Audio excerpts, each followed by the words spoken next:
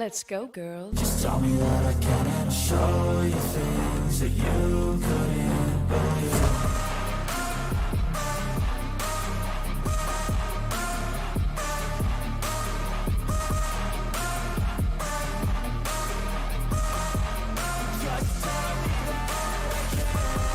Let's go! It's WTF, Women Talking Football. Not to be confused with WFT. We are the Women Apparel producers for Dave Campbell's Texas Football and Dave Campbell's Texan Live. I am the executive producer, Ashley Pickles, sitting over there, the AP to my AP. It's the associate producer, Miss Mallory Hartley. Howdy. Howdy. How are you? We're back. We're back. Where were we? We were in New York City. New York City. Which many people say is the Louisville, Texas of the great Northeast. They do. They do be saying that on the streets. The streets, many people in the streets are saying, Correct. New York City, the Louisville, Basically, Texas of the Northeast. Honestly, I choose Louisville, though. If you're putting them back-to-back like that. Which I like to refer to Louisville, and this has nothing to do with what I think of the city of Louisville, which, by the way, I genuinely enjoy. Yes. But I always refer to Louisville as Peasantville. Correct. That goes back to an old story of a person saying, "You live in Louisville?" I don't live in Louisville anymore, but I did at one point in time. And there was an individual that said, "You live in Louisville? Ew." And I was like, okay, sorry for living in Peasantville. Peasantville. So now we call her Peasantville. But we love Peasantville. We do love Peasantville. I'm so glad you had that experience because now the nickname Peasantville was... You know. Anyways. It happens. It happens. Yeah, we're Women Talking Football here every Thursday, even throughout the full off season. So this is one of our first off season episodes. Last week we kind of went back through a full recap of bowl season and high school state championships and all that. So this weekend is going to be our only other different one before we really start getting into doing one of our favorite things throughout the off season, and that's talking to coaches' wives. So if you are a coach's wife or a daughter of a coach or a female coach yourself, please slide in the DMs. If you have our phone number, text us. We would love to have you on the show. We think that that's a really fun perspective that we don't always get. We talk to a lot of coaches around here, but we don't necessarily talk to their wives. And so that's what this show's all about. So if you also know a coach's wife that you think would be a great interview, we would love to have them on. This episode, we're going to do a little bit different. We do not have a guest because we are about to start talking realignment here for the next couple of weeks, because if you don't know realignment, where the UIL takes all the districts and shakes them all up and then puts them back together, that is coming up on February 1st. So we will have all the realignment coverage your little heart can handle throughout the next couple of weeks. But before we got there, man, it has been a blender of coaching changes across the state, not only in the Texas high school football ranks, but obviously there was a ton previously in the college ranks, and obviously some big national college football news coming out. So we were like, man, we got to stop and we got to hit reset a little bit and get you up to date on some of the big coaching changes. We call it step bomb season, but all of our coaching changes presented by the helpful North Texas Honda dealers here at Dave Campbell's. So we'll go through all of that, but first we had fun. So we want to talk about it. Like, no one tells us what we can and can't talk about on the show, so we might as well talk about the trip that we just took because it was quite fun. We literally come in like a couple days before the show. We're like, let's talk about this, and nobody tells us anything. Yeah. That we can or cannot do that because nobody cares. They just let us go. Yeah, they're probably not even listening. No, none of them are. I can call out Greg Tepper right now. No, he's not listening. 110% not listening. The funny thing is you and I had already talked this morning. I was like, hey, man, there's been so many coaching changes. Like, we need to talk about that on WTF today. Then we get in here, and Tepper gets in here before TFT, and he goes, hey, I said, what do you want to do on TFT today? He goes, there's been a lot of coaching changes. I think we spend the whole show talking about coaching changes. I was like, crap. Okay, so you listen to TFT. A lot of this is going to be the same, but we hope that you'll listen to us talk about it instead of listening to Greg Tepper talk about it, because what do the people really want? Not Greg Tepper. Correct. I keep waiting for him to like slowly burst come around. I know. Hey. Or Schmale or something. Hey, Step, thanks for listening. This is why Matthew's our favorite. That's why Step is the best. Correct. So we just got back literally last night around 7:50 p.m. Central Time from a girls' trip out in New York. WTF Takes went on New York to NYC. Coming soon, WTF on ice. But we had a great time. We crossed off. I'll talk about the big bucket list item for me when we went. You and I had both been to New York. This was our third time. Yes. And First time together, though. first time together, third time actually individually both going. We've done all the touristy stuff at this point. You have to go and you have to do the Empire State Building. You have to go and you have to go through Chinatown. You have to do all of like those small things, very large things, but Statue of Liberty, all of those that you check off to say that you've been there, you've done that. I've done the 9/11 museum, which Empire was State just Building. incredible, all of that stuff. So this time we were excited because it was going to be a little bit more like, oh, we're kind of acting like we're locals, which I'm sure we didn't look like locals. We understand that. Our hotel offered, this is really cool actually. I hadn't seen a hotel do this before, but our hotel offered that you could check out a Polaroid camera every single day and they would give you a 10-pack of film so you could have 10 Polaroids and carry it around with you. So that means we were also walking around with a Polaroid that didn't fit in either of our purses, so I had to like attach it to the outside of mine. So we were a dead giveaway for tourists. Well, and the best part about that Polaroid was we get it, right? And we're practicing with it because neither of us are experts when it comes to using this Polaroid. And so you take one of me, I take one of you, and then you were the keeper of the Polaroid. To be fair, we took the first one. We took a selfie. Yeah, and that one turned out great. Turned out great. First one turned out good, and it was like, okay, Correct. awesome, sweet. It was pretty bright on our faces because we held it so close, and that flash on a Polaroid is really bright because if you're standing far away, it needs to be able to do it. So we're like, okay, maybe it's better to not do selfies because we're gonna look like ghosts. We should just do ones of each other. Right. Now go. We had to preface it with, it did work. It did work yes. So I took one of you by the big tree at Rockefeller Center, and then you took one of me. So I put them in my purse because I kept the actual Polaroids. Yeah, trying to keep it away from light. They don't you're right. develop No, well no, unless you they keep don't. them in the dark. So you asked me, how'd those turn out? So I pulled them out. I pulled out yours, and yours was a little shaky. I'm not Yeah. gonna lie, it was not. You could still see it, right? But I don't think if you could couldn't tell really it was tell me. it was you. Yeah. Okay. And then I look at mine. Completely It's white. blank. Just completely white. blank. So at this point, we figured like the Polaroid just doesn't work anymore, right? Like we had broken it or something, Yeah. right? So at the very end of the night, after we get done ice skating, we go and sit down and have some pizza, right? And you're just messing around with the Polaroid, so you just start taking, funny and cute. I mean, and I can recreate exactly what great. happened. I took the Polaroid and I was just like looking at it because at one point the film had fallen out of the back of it. And I was like, okay, there's a decent shot that when the film fell out, maybe it got wet and it's going to ruin Yeah. the color when it tries to develop, or maybe it got lodged in there and it's not going to work. The camera itself was fine. The film fell out and I was like, okay, it had been kind of raining, like it was done. And so I take the Polaroid and I'm like, okay, this is going to be funny. So I take it and I put it like right under my face and I go like, and I take the picture. Of course, then it works. Of course, then it develops.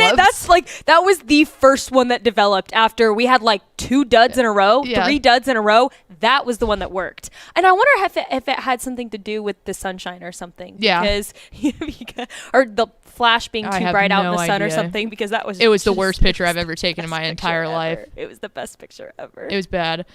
But that being said, you alluded to it. We did the one touristy type thing that we did was the Rockefeller tree was still up. And so that was a blast because I had always wanted to see the tree, and we actually went ice skating down by the tree. And it was one of the things we talked about going to Bryant Park. Everyone always says, hey, go to Bryant Park. It's really fun. We were right by Bryant Park, but it was just one of those that with the Rockefeller tree being up, you don't know if you're going to make it back in December at another time. Let's just go ahead and do it. So we did get to do that. That was like the one real touristy thing that we did. And it was a blast. It was a blast. You didn't fall at all. I did not. You I looked made like it a full hour. You looked like a pro out there. I made it a full hour without falling at all, which was impressive because I was not confident. I am very good that's a humble brag, but it's true. I'm very good at roller skating. Yes. I can Yeah, roller you skate are. really, really well on like quads, not inlines. Inlines are cheating. Anybody can inline skate. I can do quads pretty well. And so I was like, okay, I know I can do this. And I've been ice skating like once or twice before, but most of them were in actually Fredericksburg. Every single year in Fredericksburg, they take That's one of the right. gazebos out in the middle of that park and they turn it into one. So that's obviously great. You're ice skating, but there's not a Zamboni like making it slick. It's just like these piles of ice and like the skates are old and like not slippery. So it's real easy not to fall there because you're just kind of like trekking through snow more than you are ice skating. And so when I see this, the moment we get there, the Zamboni's out and I'm like, oh, they are slicking this son of a gun up. I was like, I'm gonna bust. Never did though. No, you looked great. We legitimately, and this is a very low bar because neither of us are very good ice skaters. We were some of the best people out there. It's jarring how bad the normal person is at ice skating because we're not good. We are not good. No. Like, but we just kind of took it slow and went. Now, yeah, you didn't fall at all. I fell once technically, but it was not my fault. It was not her fault. It was mortal enemy number one. That's what we deemed this man that absolutely steamrolled Mallory. Like, picture this. Mallory, freshman wide receiver, okay, that's terrified to do a little slot receiver route. So she's taking like a 7-yard slant right up the inch, like right up the middle. And this 250-pound five-star senior linebacker man just committed to Alabama. And so literally from behind too. So Yes, I was not expecting total this at all. blindside. So we're skating along, right? And we're right next to each block in other. the back, absolutely. Absolutely. That would have been called immediately. Oh, yeah, 15 yards. Right, immediately. And all of the sudden, like, I just like start falling because I feel something like take out my leg. I grab onto you to see if I can somehow save myself. I couldn't. I didn't want to bring you down either because that would have just been a disaster. So I let go, I fell, and I turn around and it's just this man, not even a boy, a man with his girlfriend. Man. And he just wiped out. And I look at him and he just looks at me and gets up and keeps going. Doesn't say sorry. Doesn't say, oh, my bad. Like, can I help you up or something? Nothing. Just ignored me. I almost beat his ass. So I didn't really fall. It Correct. was, there's a No, little, you got I taken fell, out. but there's a caveat. Yeah, you got literally taken out. It was not my own doing. And so. that was the thing is we're going and I kind of see like this flash behind us and then all of a sudden, yeah, Mallory's about horizontal. So she grabs onto me and I'm going, oh my God, we're all going to go tumbling. So I like kind of go into like this squat position that's like just firm, like everything on me tensed up. And I was like, no. And I just wanted to make sure that I got your head because it was like she was banana peeling like whoop. And so it was like, okay, you can fall on your butt or your back or your arm. Like you're going to be okay if that happens. Cause we had enough like clothing on and stuff. I was like, I don't think she's going to get like seriously hurt unless you caught your wrist. But I was like, if I can have one of her arms and just make sure her head doesn't go ba-chunk. Yeah. And so anyway, I ended up staying up with it, which was insane. But yeah, you got, and so yeah, we deemed him mortal enemy number one. And anytime we would skate by him, I was like, well, and here's the thing too. It's not like that was the only time that he fell. he was always on the He ground. fell every time, and it was always like right by us too. Like it was never on the other side of the rink because we had our eyes on him the rest of the time whole because I was time. like, I am not going to get taken out again by this man, and he just kept falling by us, like right behind. Sometimes he'd sneak up right in front of us and fall there, and it's like, is he trying? Yeah, I had an issue with this kid that was in a full-on Gap like sweatsuit too that kept coming up behind us and he would go, "Excuse me!" And then he would just bust through Mallory and I and we're going, "Oh God!" And then the kid he would always just wipe out right in front of us. And I can't have a skate blade go into the side of his head. Hi, sorry to his mother because I just dome rocked him with my skate, but your little punk kid, "Excuse me!" and then would just bust through like. What are you doing? Anyway, it was a blast. It's a blast, but those that you got to watch out for those kids. We deserved the beer that we got afterwards because we were stressed. Yeah. Yes, it was terrifying. Very scary. You can't take out a kid. Because also there's people watching up above you, right? Yes. Like people taking pictures of the tree. You're inevitably in somebody's photo/video. Yeah, I didn't want to end up on World Star beating the crap out of like a 13-year-old because he wouldn't leave us alone. So that's why we just went very slow and very steady. It was really funny to watch some of these dads get out there like, oh yeah, I'm gonna crush this, and then we're not saying that just because it was men, but the women all took it really slow and cautious and like never really fell. There was dad and little boys that were just having the time of their life wiping out. Seriously, it's like, So anyway, if you're going to go, like, be ready to just go and like slowly go around the rink, because if not, you're going to get taken out. You're going to fall over. Like, yeah, there was a 6'5", probably 250-pound dad that comes up. And almost takes out an entire family that's trying to take a cute little family photo in front of the tree, and he just wipes out. Yeah, it was bad. I felt so bad because he would have it would have been like a domino effect. Like he would have hit the little boy would have fallen, then hit the girl, and then it would have been so bad. Yeah, it was a lot. We had fun, but it was a lot. It was a long hour. It went by fast, but at the same time, it was like, I have just been I've been on edge for like the past hour trying to make sure I don't break a bone or fall, but it was because it was the first day of the trip too, and that was my biggest concern is I can't end up in the hospital tonight because then we can't walk around if I break my ankle. But we made it through, and we had a great rest of the trip too. We did go on the Gossip Girl tour. That was a big bucket list for the two of us. That was amazing. I don't know if there's anybody watching that watches Gossip Girl, but it's our favorite, and the tour was fantastic. You got some macaroons from your favorite little shop that they do in the show. Yeah, I can't remember what the shop is, but the most impressive part about the tour or something like that. Yeah, I can't pronounce it. Shocking. It's very French. No, the most impressive thing about the tour was that not only were the stops really fun, and we both remembered so well the show and all of these little stops, and our tour guide had an iPad where he would actually play scenes from the show exactly where we were. Yeah, that was point cool. of the stop. But it was really cool because you could tell that our tour guide, it was a private tour. We sat in a little pedicab with a blanket on with our Starbucks. It just felt very Gossip Girl. It did.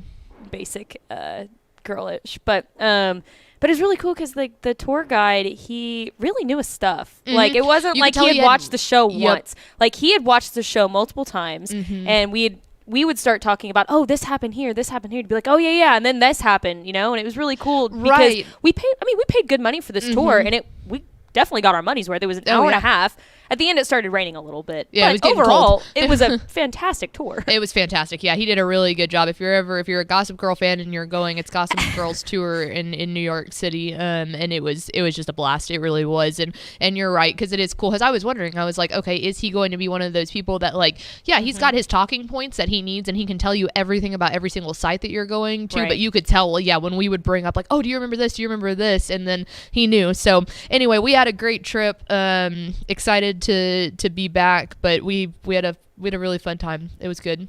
We needed that. I'm glad we got to go. Me too. It was a lot of fun. We should have done. She was trying to convince me that we should stay another day and do WTF live from New York City. Would it have been the worst idea? It wouldn't have. No. That's what I'm saying. So sorry to our viewers that we're doing this from Louisville, Texas. The better New York City. Yes. Yes. The New York City of the South. Of the South.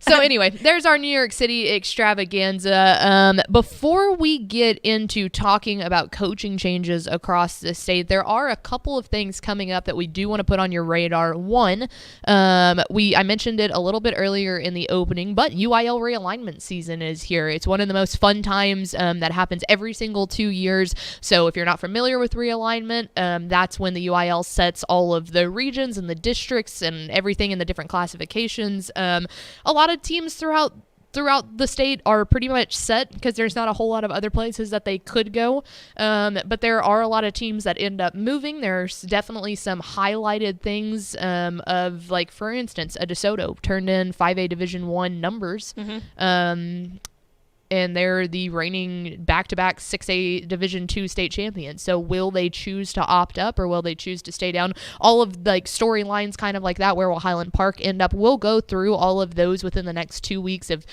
teams that you're going to really want to keep your eye on, schools that you're really going to keep your eye on, how it could shape the region, kind of greater outlooks on that. So all of that coming up within the next few weeks, because realignment is February 1st. We will be doing, that's a Thursday, isn't it?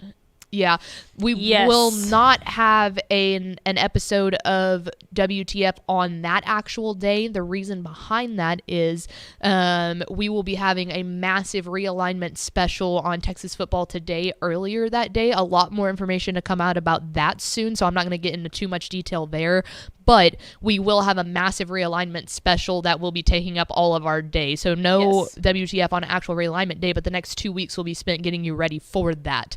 But the other thing that's on the docket, which would be the week after realignment, something that we are so incredibly excited to be going back to for the second year in a row now, the Hill Country Coaching Clinic is the Yay. second weekend of February, so the 9th, 10th, and 11th. That is held every year down in Fredericksburg, Texas. They usually do it on Valentine's Day weekend. The reason being is the big mantra of that entire coaching clinic is it's the clinic that the wives have the most fun at. So if you're a Texas high school football coach and you are looking for a reason to be able to go hang out with some coaches and get some good valuable information and then also be able to take your wife with you, it's an incredible event. Oh my gosh, we had such a blast last year. I can't wait to go back. Now, last year we did a show there. Mm-hmm. We tried. We attempted to do a show. We tried there. to do a show there. Unfortunately, if you're familiar with Hill Country at all or Fredericksburg in general, the service there kind of stinks. Yeah, there's no service there whatsoever. So we tried to go live with women talking football there, and it just did not work. Then we tried to just record it and then upload it, and that didn't work either. 17 hours later, we were up to 5% of the upload on YouTube. Yeah. So not the best. So this year we're trying to maybe do a little bit of the same thing, get some interviews, but maybe in a different kind of format. We're still kind of talking Figuring through that that a little bit, but we'll definitely be there. We're super excited to be there. It'll just be, we'll just do our show a little bit differently. Yeah, but if you're there, we hang out with the wives a lot. We do a lot of the wives Yeah. activities. We're not wives of coaches, but it's fairly adjacent. But I have this real fast. I'm going to read off of this because Miss Bodie, who is one of the clinic directors for the wives, tagged us in this earlier. But it says, "Attention coaches, wives, a reminder: all wives activities are free while your husband talks football. Shopping in downtown Fredericksburg with discounts. Come meet other wives from around the states. Wine tasting, couple social where only wives win the prizes," which we didn't end up winning prizes last year, but Nope. they are kind enough to get us door prize tickets. Guys, the prizes are insane. Like And the there's prizes, there's so there's many of them. so many of them. Yeah. Like the fact that we didn't win was actually kind of shocking because crazy. there's so many boutiques and wineries and all the stuff that offer Yeah. so many unbelievable things, like stays back in Fredericksburg at a different time. If you've never been to Fredericksburg, it is a woman's dream. And then there is a Saturday morning couples devotional, so you can go to that with your husband. And then date night at a local venue with music and dancing. We went out to that last year. Faith Alexa, our good Yes. friend of daughter of Coach Herman, was out there, and so it is truly a blast. It's such a nice place to get to meet people. We've created a lot of friends that we've kept in contact with from there. So we hope that if you're a coach or a coach's wife, and coaches, this is the time, my guy. Like, what a better time than on Valentine's Day weekend to say, "Hey, honey, let's go down to Fredericksburg. I'm going to go hang out with the guys. You can hang out with the girls." Because that's the other thing. You're either doing stuff with your spouse or you're hanging out with the girls. Which Yeah, rocks in exactly, Fredericksburg. exactly. So we It's really, perfect. really, really hope that y'all share that. There's tons of room. It's been bigger and better every single year. We're so excited to go back out there. But you can go to www.hcfc-blc.com.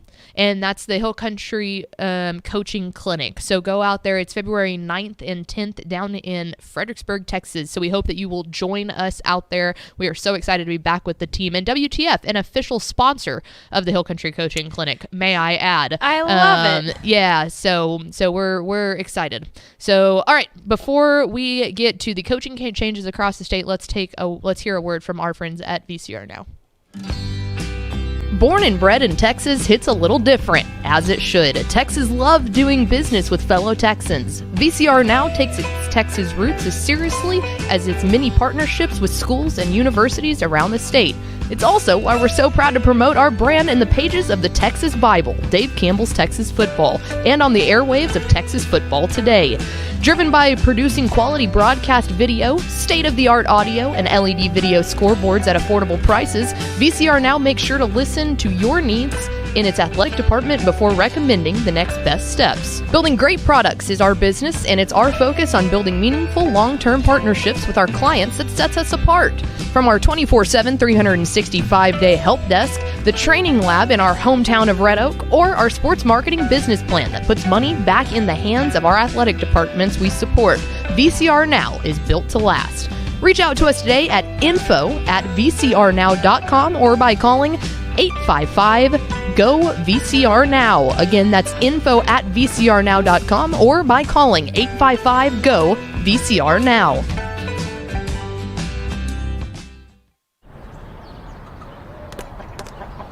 I feel like bustin' loose, bustin' loose. Come on, get on up. Oh yeah, get on up. Bustin' loose when you wanna sing. Bustin' loose, baby, do your thing. Talking about bustin' loose, yeah. Hi, I'm Jennifer Potter, Executive Director of Be Well Texas. Too many people are struggling alone these days, and alcohol and drug deaths are increasing. We started Be Well Texas to offer high-quality, science-based addiction treatment and recovery services anywhere, even at home. We provide compassionate, caring support virtually or in person. In many cases, there is no cost for treatment if you don't have insurance. Really. Welcome to Be Well Texas. We're glad you're here. All right, we're back on Women Talking Football, WTF for short, very purposefully named that. But we... Not WFT. Not WFT. Let's make that very clear. All right, so we have mentioned realignment talk is coming up. But before we get to that in the next couple of weeks, we did want to take some time, man. It is step bomb season. It is coaching change season to run through some of the biggest coaching changes that you may have missed. First off, I mean, from a national perspective, it was the news that came out last night. We were actually on a plane heading back from New York when... we got back, I turned my phone off of airplane mode, and I got a notification from ESPN, and I looked down, and I was like, oh my God. It's Nick one of Saban. It's one of those, like, it was kind of the same with, like, Tom Brady retiring, right? Yeah. I mean, he did it twice, but, like, it's kind of the same news Right. where it's like, is that actually real, or did somebody just leak something, you know? Right. Because it just felt like Nick Saban was one of those coaches that was going to coach until he couldn't anymore. Right. Like, physically could not coach Yeah, anymore. almost like a Bill Snyder in yeah, the way, you right, know? exactly. I mean, he's just such a legend. It's like, you know, why not keep going? Right. You know, but, you know, times are changing and stuff, but what an unbelievable mark that he's left on the college football world. Right, yeah, I mean, obviously it's been insane, and Tepper and I talked about it a little bit earlier, like we both in our lifetime really in our sports consciousness can't remember a time that Alabama hasn't been basically on top. Yeah. There was a couple of years, like when Texas won the national, for me, when Texas won the national championship in 2005, they weren't necessarily like the dominant force. Alabama wasn't, but by the time that Texas played them in Alabama, or played Alabama in the national championship in 2009. I mean, that was the beginning of this crazy stretch that he's had 6 national championships there alone, 7 in total in his career, everything like that. And so, yes, obviously, does that directly affect what we usually talk about on this show? No, but one of the first things I looked at you on the plane yesterday and said was Texas fans are going to start sweating for a minute. Yeah. Because of Steve Sarkisian. Could Sark be a possible candidate? You know, like, and I looked at you and I was like, I bet you Dan Lanning is probably the number one, you know, candidate for that job. Of what he's done at Oregon this past year or so, he's just been incredible in building up this insane program as a Pac-12 powerhouse. And then the news, of course, came out today that he announced that he's not going to be taking the Alabama, like, don't even consider me a candidate because that's just not what he wants. So then, yeah, it kind of makes you think, like, oh, is that more of a lateral job now for Sark? Right. What is Texas a better job than Alabama is? You know, I mean, they made the playoffs, and I guess Alabama did too, but it's like, now that Texas is moving to the ICC, do you see that more as a lateral move for Sark? Well, which and is crazy to even say something like that now. Right. You know? And it really, I mean, if you look at Steve Sarkisian's contract, he gets $7 million a year. That's 11th in the SEC. Yeah. He gets paid less than Eli Drinkwitz, less than Lane Kiffin, like less than a lot of those guys. Mm-hmm.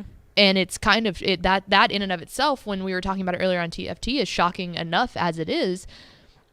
I don't think, if you want my personal opinion, and obviously I have no inside scoop on what is happening right now at Texas, I think that Steve Sarkisian's agent was definitely in the office today going, all right, what's his raise?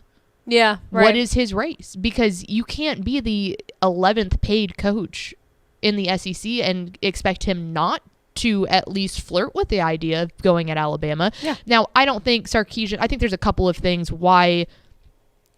One, I think Del Conte is going to open up his pocketbook or the donors' pocketbooks, and he's going to get a raise. There's no doubt that this was such a good thing for Sarkisian. He comes off of playing in the college football playoffs, and now the head coach at the longtime tenured program that he was the offensive coordinator for right beforehand. I mean, he came from Alabama. You know, he led their probably most prolific offenses that they had under Nick Saban. Mm-hmm.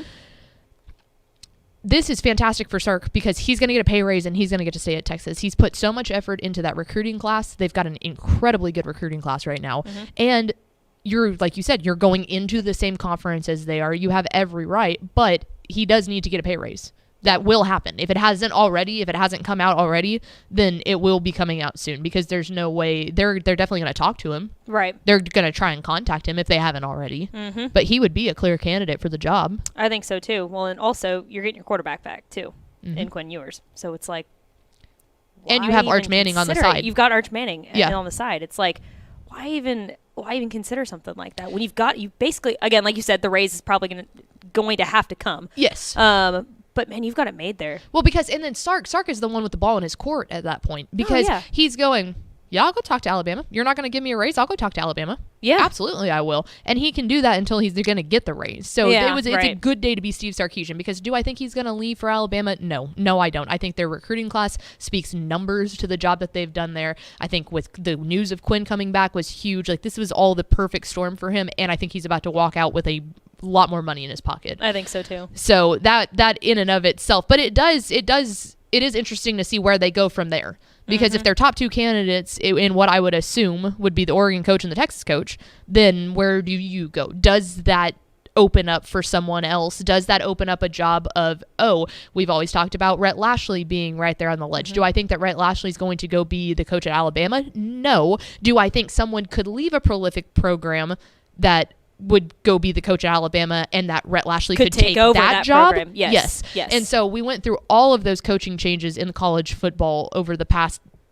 month or so, 2 months is when it really started. I mean, early part of December is when we had the possibility of having like 7 new coaches, It's just a waterfall effect. I mean, it just. And so it's like, when does that open up? Does that open up somehow in a domino ripple effect? Does that job specifically impact Jeff Traylor leaving for a different job? Like now that door's a little bit more open than when I would say we thought it was pretty much completely shut for the rest of the remaining off season, right? Unless something crazy, obviously something can happen, scandal can happen, blah, blah, blah, blah, blah. But it's what seemed like a pretty calm waters now has like, okay, do I think someone's actually going to get poached from the state of Texas unless it's Sarkisian? No. But do I think the ripple effect could have some? Oh, yeah. Yes. Absolutely. So that one's big. If you haven't been keeping up with what's happening at Texas Southern, wild. Absolutely wild. Go to texasfootball.com and go check out all the stuff that Corey Hogue is reading. Basically, the gist of it, without going too far into the weeds, is that this is a coaching job that has been open for about 2.5 months now at this point. That's because they couldn't get all of their board members to agree on the original hire. So they stopped. And then now they have reconvened and they still can't make up their mind on this. I think the next domino to fall is that the candidates are going to get sick of it and be like, if you don't want me that bad, then I don't want to do this. So it's a wild thing going down there at Texas Southern. I know that sounds crazy, but go read Corey's stuff on it because it is a lot to keep up with, but it's very interesting. Very fascinating. I don't feel like you hear that kind of situation happen at all. You know, I mean, you see, well, nowadays, like you got to decide on somebody within a couple of days, you know, and you got to snatch them up because, like you said, the coaching carousel is so big. Yep. Once one drops, the waterfall effect. It's like and then the transfer portal hasn't helped with any of that. Absolutely. All your team's going to leave. And it's gotten so crazy. And again, I'm not completely locked in like Corey is, so please go read his stuff. But it's gotten so crazy that some of the candidates that were open for this job have now not been signed to a re-extension at the jobs that they were currently at because those people at the current schools got news that they were trying to leave. So they just went ahead and promoted their defensive coordinator into taking the job. And it's like, what in the world? So it is far more into that realm. I'm not going to act like I'm a expert on that kind of stuff, especially at that level. But wild stuff happening down there at Texas Southern. If you're interested in just reading like a crazy story, TexasFootball.com, go check that out. Now to what I am a little bit more of an expert in. Let's talk some high school football coaching changes. So starting off with some of the big ones, McKinney is open. Marcus Shaver stepping down after 6 seasons. He posted a 37-31 record. So McKinney open. That is going to be a highly sought after job in the DFW. You have a fantastic school district, you have fantastic facilities, you have unbelievable talent. The fan base is huge. I mean, that is a top tier job in the state of Texas right now. So that one's really big. I would say that the other one in the DFW right now that definitely has some head turnings has got to be Lovejoy. Obviously a smaller DFW school, but if you like the one horse town, that's the perfect job for you because you get to be up in the Metroplex. You have a plethora of talent that comes through there. You've got fantastic facilities, all that kind of stuff, but you're still the one horse town. You're not like it's in McKinney where you've got 4 other schools that you're playing against. So Chris Ross, the head coach at Lovejoy, stepping back because he accepted the offensive coordinator position down at SFA under Colby Carthel. So he will... Huge pull for that program. Oh, massive. I mean, that's such a good get. Chris Ross is a good coach, guys. Yeah. Like, really good coach. And talk about someone who knows how to develop receivers. May I interest you in our buddy Cannon Lindbergh, who's going to be down at SFA. Yeah. Incredibly excited to watch all of that. But... big time stuff where we have a lot of we have tourists in our office right now. They're coming and checking it all out. Our sales guys bring in someone, I don't know who it is, but yeah, would y'all like to join Women Talking Football? WTF, not to be confused with WFT. But anyway, that's I'm very interested to see who Lovejoy ends up going after. I think it'll be a high profile name. I do too. But so that's a big one. Another really big one in a big classification. Let's go out west. San Angelo Central is open. Kevin Crane has accepted a different role within San Angelo ISD after 3 seasons of leaving the Bobcats. And so Tepper and I talked about this a little bit earlier, but they might not have done so well in the recent years. That's a high profile job.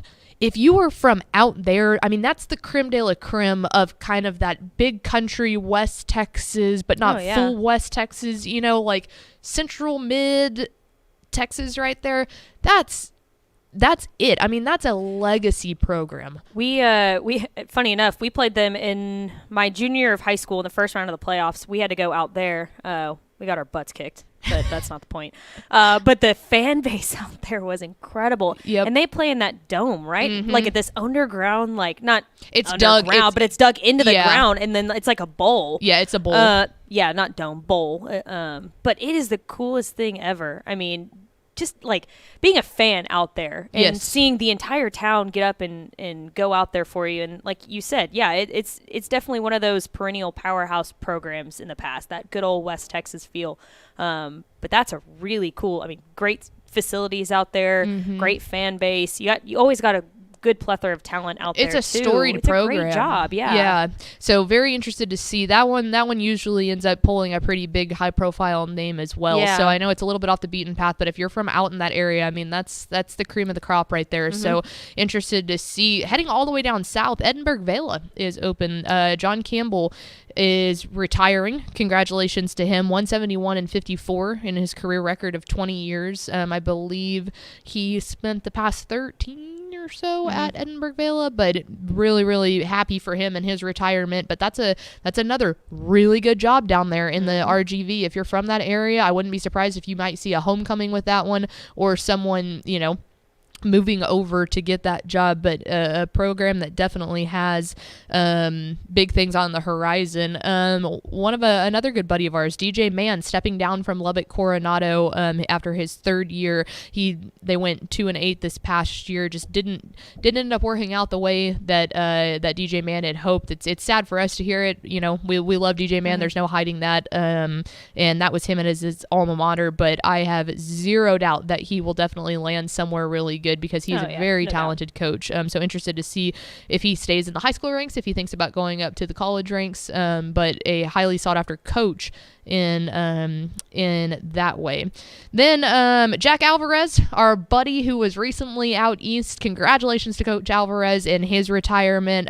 He obviously had a coaching career west of Bean, Kirbyville, Ennis, Coppers Cove, Cuero, and Marshall. He led Cuero to the state championship, and then most recently was at Marshall. They instantly promoted Jason Hammett to take over. I believe he's the defensive coordinator out there. Basically, I don't think Tepper said it. He was like, I don't think it's the same press release, but it basically could have been, because there was no searching for it. They knew he was going, but very happy for our guy, Jack Alvarez out there.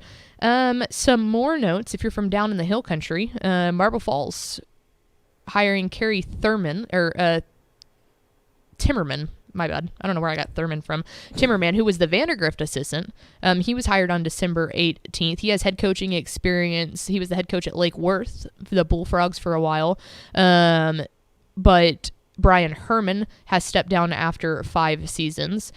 Then another one here, another big one. This is a high-profile one, but Graham open after Kenny Davidson has stepped down. The winningest coach in Graham history announced his retirement on December 19th. He posted a 130-46 record and led Graham to the state semifinals 5 different times. He spent 2006 to 2010 in Graham as the Steers defensive coordinator.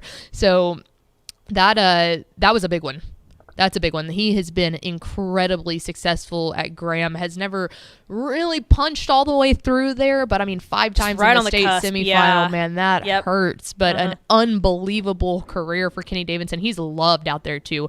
Everyone in Graham loves Kenny Davidson, and so it'll be interesting to see who wants to follow up the legend, because that's a tough position to be in. Yeah, and they always have a lot of talent out there too. I feel like Corey Hogue Gotta love the construction in our building. I know. I don't know what that is. But Corey Hogue always keeps up with them pretty well, because he's out there in the Wichita Falls area, up there, I should say. But they always seem to have a lot of talent out there, too. That team is stacked this year, too. So it's a good job. And then how about this? So let's head all the way down to the 2A ranks. 2A Division 1. Yep. Both state finalists now open. State championship winning head coach Kerry Therwanger from Timpson has decided to retire. He had a record of 183-75. He led Lady number 5 Lady to the state semifinals 3 times, and then obviously finally hoisting that illustrious state title this year after him and Terry Bussey are going to ride off into the sunset together.